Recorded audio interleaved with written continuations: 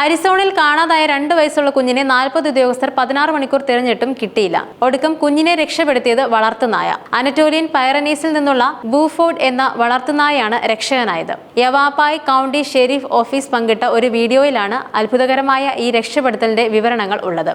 നായയുടെ ഉടമ പറയുന്നതനുസരിച്ച് പതിവ് നടത്തത്തിനിടയിലാണ് ഈ നായ കാണാതായ കുട്ടിയെ കണ്ടെത്തി സുരക്ഷിത സ്ഥാനത്ത് എത്തിച്ചത്.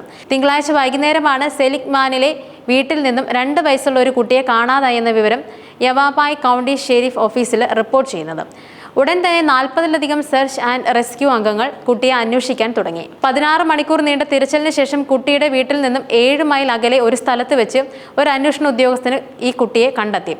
എന്നാൽ യഥാർത്ഥത്തിൽ കുട്ടിയെ കണ്ടെത്തിയതിന് പിന്നിലെ ഹീറോ ഉദ്യോഗസ്ഥനല്ല, ബൂഫോർഡ് എന്ന നായയായിരുന്നു. ഈ നായയുടെ ഉടമ പറയുന്നത് വീടിന്റെ ഗേറ്റിനോട് ചേർന്ന് എന്തോ സൂക്ഷ്മമായി നിരീക്ഷിച്ചുകൊണ്ടിരിക്കുന്ന നായയെ കണ്ട് അദ്ദേഹം പുറത്തിറങ്ങി നോക്കിയെന്നാണ്.